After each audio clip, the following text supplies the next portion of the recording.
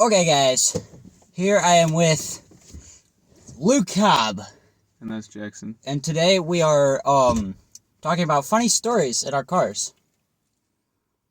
Do you want to go first, or should I? I have dementia. Okay, so I will go first. The other day, we found. Hold up.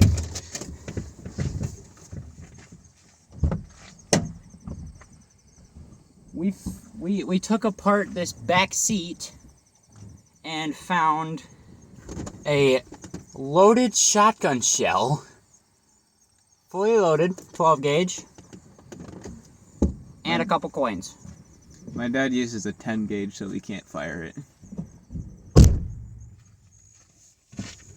I mean, we can fire it, it's just the redneck way.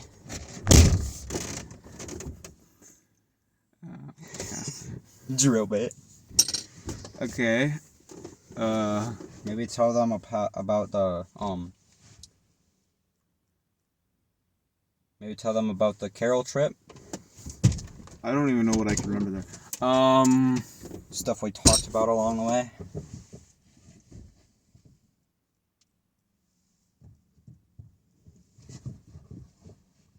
I mean, I remember you were constantly yapping at me about using my running lights because my brake lights were messed up.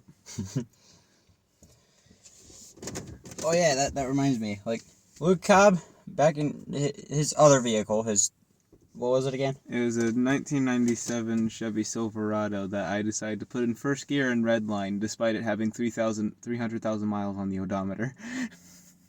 It was such a dumb move. And what's even more annoying is that I could have saved it, because the rod knock was very light, and I knew how to replace rod bearings. I just didn't, because I thought it'd be difficult.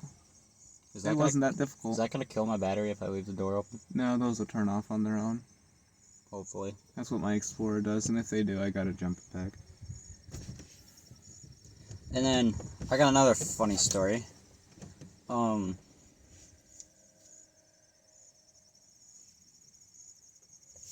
You did not think this video through, did you? No, I have funny stories, it's just, I don't know which ones to tell in order.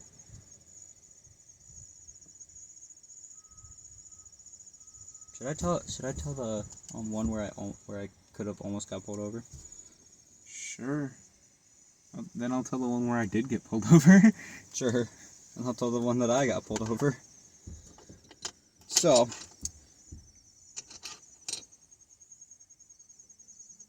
maybe I shouldn't, actually. You were going 400 over the limit. No, I was going like 430. And then, so, me and my buddy, we were on a call with each other, like on a phone call. We were driving. He went to pass me. I sped up in this car, not in any other car, because this is my car. Duh. So then we were basically going down the road side by side, like 30 over the speed limit. And then we come over a hill. He says, "Dude, there's a cop up ahead." I look and I see it, and I'm like, "Oh," and then I just let off the gas pedal.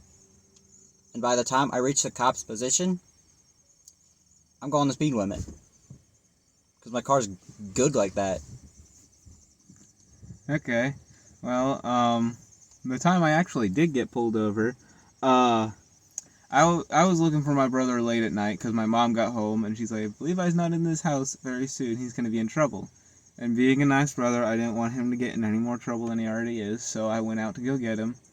I got him, and I went back, and I wanted to get him home really fast, so I just kind of accelerated really hard. Now, about when the speed limit was 30, so when the gauge hit 35, yeah, the speed limit was 35, so when the gauge hit 35, I let off the speed pedal, and momentum carries, so it kind of climbed up to 40. Now, I knew the night cop was like, he usually hides by Gentry. I knew he was there, I just didn't think he'd mind if I went a little bit over the speed limit. He minds. So I got pulled over, and I thought, well, it's my first pullover. I wasn't going that fast. Hopefully he'll let me off with a warning, right? No, he gave me a $100 speeding ticket. And when does your passenger restriction? The day after school.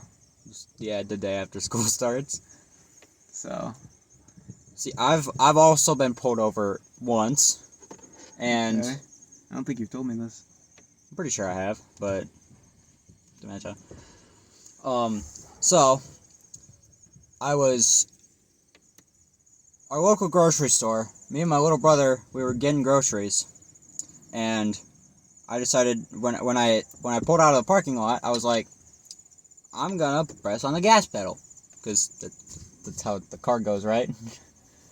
So then, my car, being the way it is, it just likes to accelerate at random times. Or, no, it doesn't. Like, when you press on the gas pedal lightly, it'll just shoot forward. I almost hit a cop going out of that parking lot. So then he pulled me over on the street that my house is on. Like right at the end of it. Now I didn't get a ticket or anything like this yahoo did, but I still got I got a little warning. Like watch out for the cars next time. Okay.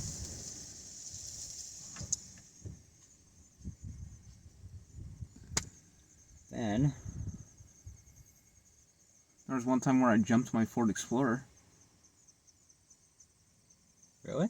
Yeah, so on Pleasant Street, there's this little stretch of road that has a hill. Now the hill is not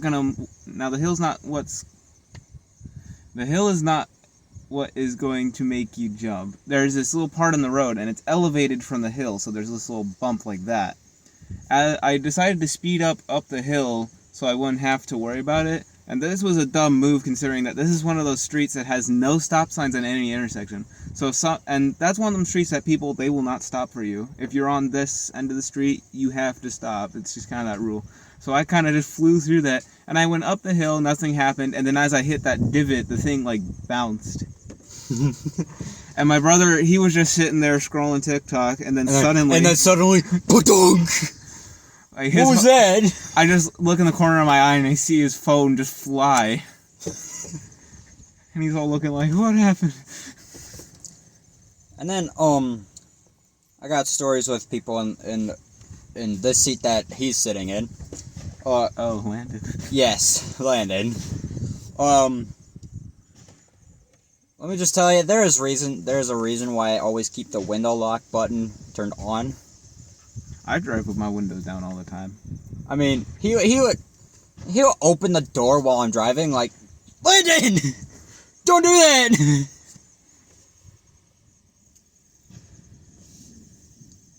Okay, and then we'll just randomly do it out of spite, and then just be like, I didn't do that.